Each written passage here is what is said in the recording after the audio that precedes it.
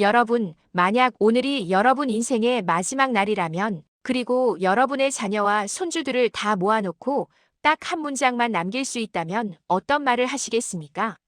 오늘 본문의 주인공. 여호수아는 110세의 나이에 온 이스라엘을 불러 모으고 이렇게 외칩니다.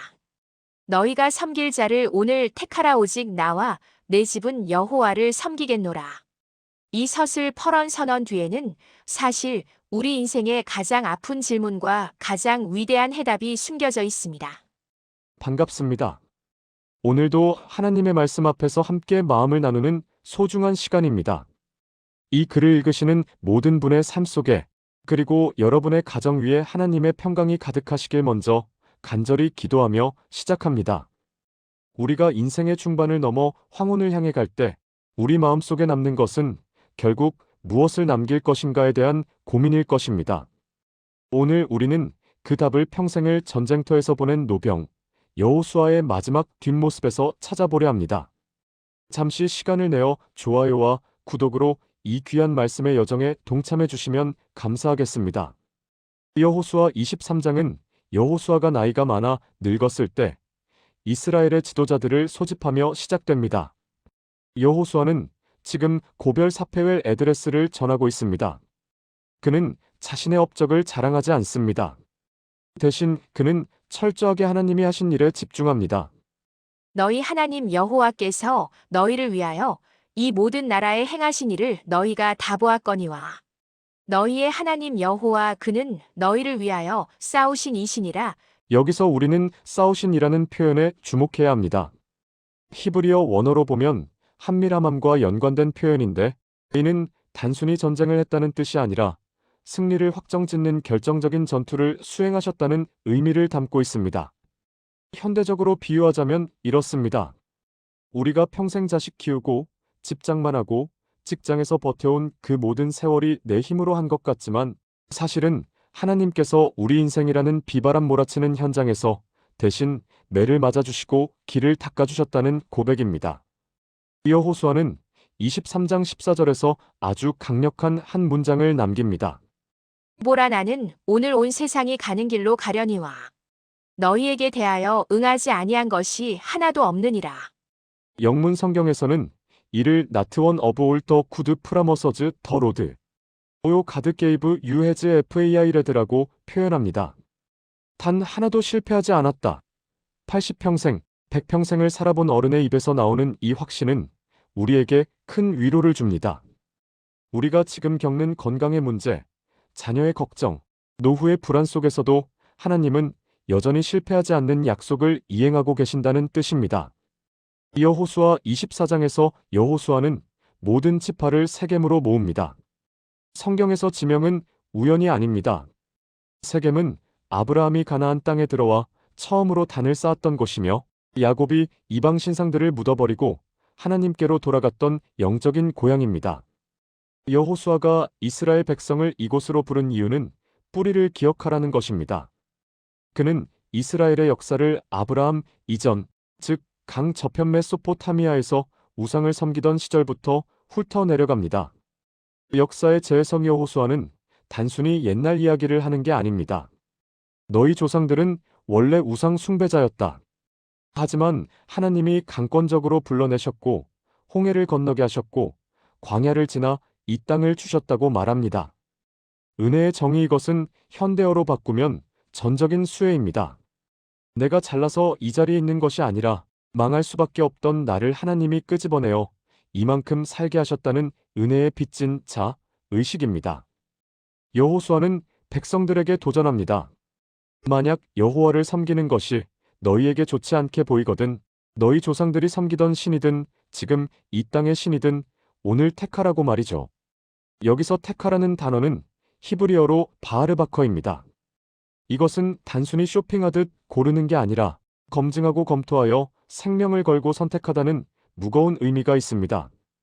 여호수아는 지금 백성들에게 어정쩡하게 발 하나는 하나님께, 발 하나는 세상 재미에 담그지 마라.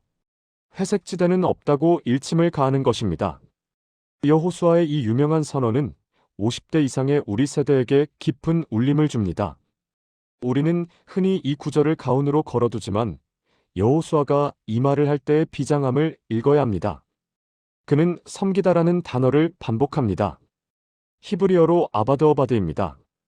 이 단어는 두 가지 의미를 동시에 가지고 있습니다. 1. 워크 노동하다, 봉사하다. 2. 워숍 예배하다. 즉, 하나님을 섬긴다는 것은 주일날 교회 가서 예배드리는 것만을 뜻하지 않습니다. 월요일부터 토요일까지 내 삶의 모든 현장에서 내 집안일을 하고 손주를 돌보고 이웃과 대화하는 그 모든 노동이 곧 예배가 되어야 한다는 뜻입니다. 현대 사회에서 우리는 돈을 섬기기도 하고 건강을 하나님보다 더 의지하기도 합니다. 여호수아는 단호하게 말합니다. 나는 내 인생의 은퇴 시점에서 내 모든 에너지와 가치관을 오직 여호와께 고정하겠다는 것입니다. 이것은 노년의 가장 아름다운 권위입니다. 자녀들에게 유산을 얼마 물려줄까를 고민하기보다 나는 하나님 없이는 단 하루도 살 수 없었다는 고백을 물려주는 것이야말로 가장 큰 축복입니다. 여호수아의 죽음 이후 성경은 독특한 기록을 남깁니다. 바로 애굽에서 가져온 요셉의 뼈를 세겜에 장사했다는 내용입니다. 여호수아 24장 32절. 이게 왜 중요할까요? 요셉은 죽기 전 유언으로 하나님이 반드시 너희를 찾아오실 터이니 그때 내 해골을 메고 나가라고 했습니다.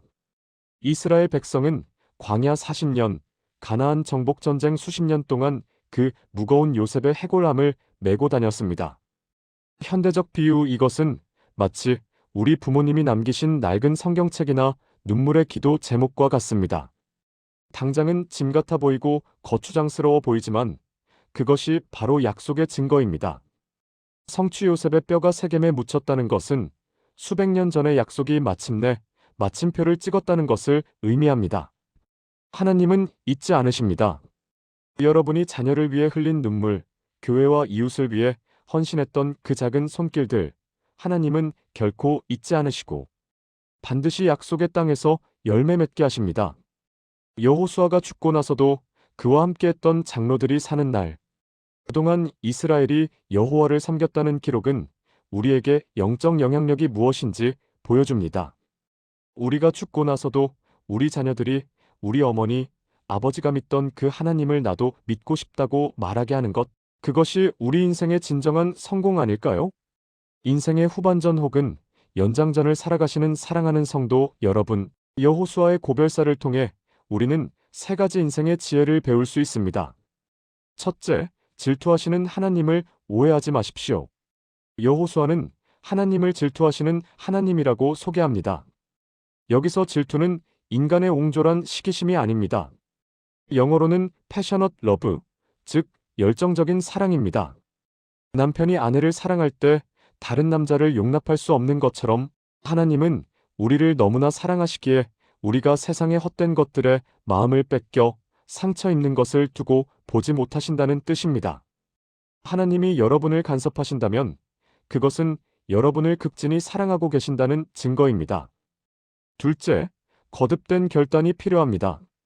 이스라엘 백성은 세겜에서 우리가 여호와를 섬기겠나이다라고 3번이나 맹세합니다. 그런데 우리 삶은 어떻습니까? 착심삼일일 때가 많습니다. 여호수아는 그것을 알았습니다. 그래서 증거의 돌을 세웁니다. 우리도 우리 마음속에 증거의 돌을 세워야 합니다. 매일 아침 눈을 뜰 때 주님, 오늘도 제가 주님을 선택합니다라고 고백하는 구체적인 결단이 우리를 지탱합니다. 셋째, 강하고 담대하라는 말씀은 노년에도 유효합니다. 여호수아 1장에서 하나님이 여호수아에게 하셨던 그 말씀은 23장 고별사에서도 반복됩니다. 체력은 약해지고 기억력은 흐릿해질 수 있습니다. 하지만 영적인 기백은 더 강해져야 합니다. 세상의 풍파에 흔들리는 자녀들에게 걱정 마라, 하나님이 살아계신다라고 말해줄 수 있는 담대함이 우리에게 필요합니다. 사랑하는 여러분, 오늘 여호수아의 마지막은 슬픈 이별이 아니라 새로운 시작입니다.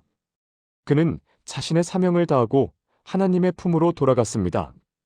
우리도 언젠가 그 길을 갈 것입니다. 그때 우리 주변의 사람들에게 하나님의 말씀 중에 성취되지 않은 것이 하나도 없었다라고 멋지게 간증할 수 있는 삶이 되기를 소망합니다.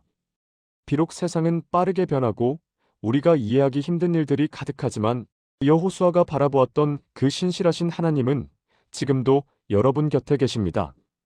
오늘 하루도 그 하나님과 동행하며 여러분의 가정을 천국으로 만들어가는 멋진 주인공이 되시길 간절히 응원합니다. 오늘 이 말씀이 여러분의 마음에 작은 위로와 결단이 되었다면 주변의 소중한 분들에게도 이 내용을 공유해 주시면 좋겠습니다. 하나님은 여러분을 사랑하시며 여러분의 남은 생애를 가장 빛나는 약속의 땅으로 인도하실 것입니다. 다음 시간에 더 깊고 따뜻한 말씀의 해석으로 다시 찾아뵙겠습니다. 평안하십시오.